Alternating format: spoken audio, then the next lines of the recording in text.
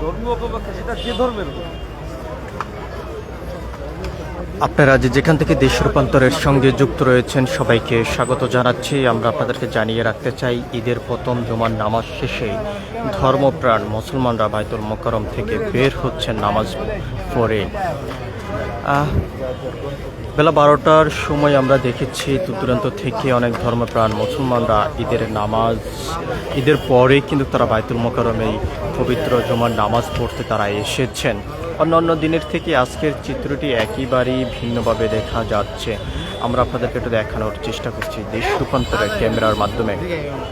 এখানেই শিশু, কিশোর, যুবক, বৃদ্ধ থেকে শুরু করে সব বয়সের মানুষ পবিত্র এই জুমার নামাজে অংশ নিতে বাইতুল মোকাররমে এসেছেন শহরের বিভিন্ন স্থান থেকে। অনেকেই যেমনটি বলেছেন, ঈদের নামাজের পর পবিত্র এই জুমার নামাজ আদায় করতে এসেছেন বাইতুল মোকাররমেই, এবং অনেকে যেমনটি আবার বলেছেন দীর্ঘ সময়ের পর কিন্তু আবারও এই বাইতুল মোকাররমে এসেছেন জুমার নামাজ আদায় করার জন্য। অন্যদিকে যদি আমরা আপনাদেরকে জানিয়ে রাখতে চাই, অন্যান্য দিনের মতন আজকের দিনটিও আমরা দেখেছি আইন শৃঙ্খলা রক্ষাকার বাহিনীর পুলিশ সদস্যরা সতর্ক অবস্থানে ছিলেন। যারা ভিতরে প্রবেশ করেছেন, যাদের সঙ্গেই ব্যাগ ছিল এবং সেই ব্যক্তিকেই কিন্তু তারা তল্লাশি করে এরপরে ভিতরে প্রবেশ করার অনুমতি দিয়েছেন, এমনটি কিন্তু আমরা দেখেছি। এবং প্রশাসনের পক্ষ থেকে যেমনটি জানানো হয়েছে, প্রতি জুমার নামাজের সময় এরকম তল্লাশি করেই মুসল্লিদেরকে ভেতরেই প্রবেশ করতে দেওয়া হচ্ছে, যার কারণটি হচ্ছে কোনো ধরনের অনাকাঙ্ক্ষিত ঘটনা যেহেতু না ঘটে এবং নিরাপত্তার স্বার্থের জন্য সন্দেহজনকভাবেই যারা ব্যাগ নিয়ে প্রবেশ করেন তাদেরকে তল্লাশি করেন বলে এমনটি জানিয়েছেন আইন শৃঙ্খলা রক্ষাকার বাহিনীর সদস্যরা। আমরা আপনাদেরকে একটু দেখানোর চেষ্টা করছি, পবিত্র এই জুমার নামাজে অংশ নিতে বাইতুল মোকাররমে এসেছেন দূর দূরান্ত থেকেই ধর্মপ্রাণ মুসলমানরা। ঈদের পরে কিন্তু এই প্রথম জুমার নামাজ পড়তে এসেছেন বাইতুল মোকাররমে হাজারো মুসল্লিরা। আমরা আপনাদেরকে সেই দৃশ্যটি একটু দেখানোর চেষ্টা করছি সরাসরি দেশ রূপান্তরের ক্যামেরার মাধ্যমে। বাইতুল মোকাররমের যে উত্তর পাশের যে প্রধান যে ফটকটি রয়েছে, ফটকের সামনের থেকে সরাসরি যুক্ত হয়ে।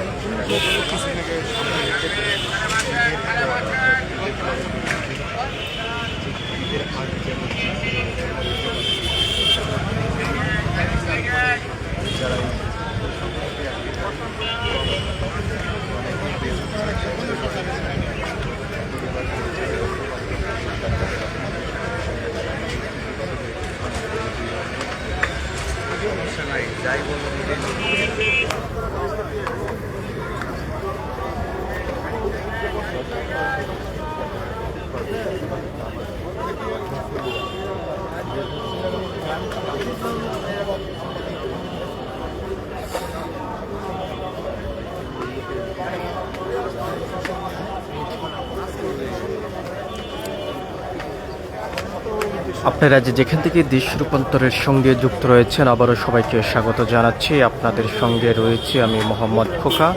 আমরা আপনাদেরকে জানিয়ে রাখতে চাই, পবিত্র জুমার নামাজে অংশ নিতে বাইতুল মোকাররমে দূর দূরান্ত থেকে এসেছেন হাজার হাজার মানুষ। অন্যান্য দিনের থেকে আজকের চিত্রটি একেবারে ভিন্নভাবে দেখা যাচ্ছে। যেমনটি আমরা দেখেছি অন্য জুমার নামাজের সময় আইন শৃঙ্খলা রক্ষাকার বাহিনীর সদস্যরা সতর্ক অবস্থানে ছিলেন, ঠিক একইভাবে আজকে আমরা দেখেছি বাইতুল মোকাররমে ভিতরে প্রবেশ করার যে সকল গেটগুলো রয়েছে সেখানে সতর্ক অবস্থানে ছিলেন, এবং যারা ভিতরেই ব্যাগ নিয়ে প্রবেশ করেছেন সন্দেহজনকভাবে